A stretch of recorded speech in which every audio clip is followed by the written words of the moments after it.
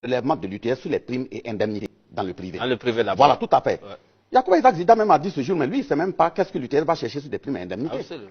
Il a contacté son ministre qui devait faire des études et puis aller dans le sens de l'annulation. Tout à fait. À notre grande surprise, le gouvernement sort. Il dit même que c'est le privé qui est venu lui dire qu'il y a injustice, il faut généraliser. Quand je parle de mensonge d'État là, c'est ça. Vous parlez de l'actuel gouvernement. Justement, l'actuel gouvernement. Oui. Mais maintenant, pour revenir au niveau du public, il faut dire que quand vous partez à la retraite, votre salaire de base est pris multiplié par le nombre d'années, multiplié par le taux d'annuité 2%. Avant, au niveau de la fonction publique, c'était 2%. Au niveau du privé, c'était 1,33%. Quand nous nous sommes levés pour nous battre afin que le privé soit amené à 2%, les mêmes spécialistes ont été utilisés par le gouvernement pour dire que ce n'était pas faisable. Que si on le faisait, la CNSS n'allait pas tenir plus de 2 ans. Quand on a pu arracher ça depuis 2012, est-ce que la CNSS est tombée? Nous avons dit qu'il n'y a pas de Burkinabé au-dessus de l'autre. Par conséquent, il faut permettre aux travailleurs de vivre de façon digne. Il y a des gens, quand ils vont pour calculer leur pension, ils peuvent même tomber en syncope.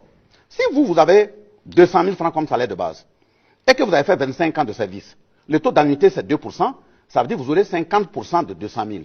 Ça fait 100 000 francs de pension. Or, si vous avez un salaire de base de 200 000, vos indemnités aussi avoisinent 200 000, vous menez un rythme de vie de 400 000. Mais si vous quittez 400 000 et subitement on vient vous donner 100 000, c'est comme si on a plafonné, l'État a plafonné votre mort sur 7 ans. Mais comment un État responsable, quelqu'un qui vous a servi jusqu'à la retraite, vous ne voulez pas le mettre dans ces conditions pour qu'il puisse rester à accompagner la jeune génération. Donc nous avons exigé que l'État fasse en sorte à prendre en compte dans le calcul de la pension, les indemnités des agents de la fonction publique. Cette étude a été faite là, voilà. Elle a été terminée en 2018 par la Carrefour. Mais est-ce que le gouvernement n'a pas d'archives? Est-ce que le gouvernement n'a pas de mémoire? Est-ce que les techniciens qui l'accompagnent ne peuvent pas lui dire que sur les primes et indemnités des travailleurs, il y avait déjà eu un accord, une étude qui a été faite pour prendre en compte ces indemnités dans le calcul de la pension? Quand nous parlons de mauvaise gouvernance là, c'est ça. Tout le monde sait que quand on fait une étude dans notre pays, ce sont des centaines de milliards et de millions qu'on perd. Mais ça là, ça passe en perte et profit. Et le document est disponible. Le document est disponible. Nous avons aussi dit que quand vous prenez même l'indemnité, pour montrer que on nous gouverne par le mensonge. Je prends un ministre qui a son logement. On dit dans la loi depuis longtemps que les avantages en nature ne sont pas impactés par l'UTS. Vous êtes ministre, on vous donne un logement.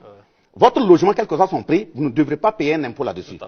Et moi qui suis enseignant, par exemple, l'État aussi devait me loger. L'État dit, bon, comme toi tu es un enseignant, je ne peux pas te loger, je te donne une compensation de 40 000 francs pour pouvoir chercher un bâtiment te loger. Prime de logement. Prime de logement, indemnité de logement. Le même État revient dire, ce que je t'ai donné parce que je ne peux pas te loger là, il faut que je ponctionne l'impôt. Vous voyez, c'est de l'irresponsabilité à la limite.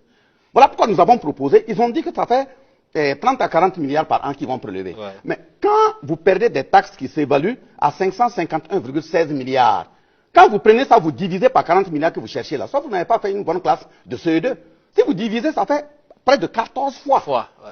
Mais si vous recrutez des coiffeuses à la présidence, les ministres ne respectent pas le décret de décembre 2008, ainsi de suite, vous ne voulez pas venir nous dire qu'il manque de ressources. Voilà pourquoi mes vœux au peuple burkinabé, j'ai dit, c'est la solidarité, c'est l'unité, c'est l'action. Parce que si vous avez en face des gens qui ne sont pas capables de s'assumer dans leur passé, qui vivent du sang des autres, si vous dormez en estimant qu'un jour ils vont se lever, regardez vos beaux yeux et puis dire on vous donne ça, vous allez courir à votre propre perte. Voilà pourquoi nous allons rester debout. Et de toute façon, nous l'avons dit. Ils parlent de remise à plat, donc. Ils n'ont qu'à remettre à plat. Nous avons dit si on n'arrête pas ce discours, des remetteurs à plat seront remis à plat. Ça, nous le disons de façon ferme. Donc, les ressources des travailleurs, nous veillons comme une prunelle de nos yeux. La revendication est la suivante, c'est l'annulation du prélèvement de l'UTS sur les primes et indemnités du privé et du parapublic. C'est ça la revendication. Voilà, on fait mouta mouta, on envoie une loi de finances à l'Assemblée, et le Premier ministre en même temps dit au peuple, non, lui il négocie avec les syndicats. Vous négociez sur quoi? Si on mène une négociation et n'est pas terminée, vous n'avez pas à impacter ça sur une loi et à envoyer, aller s'asseoir à une rencontre politique du parti au pouvoir pour dire que ça sera appliqué.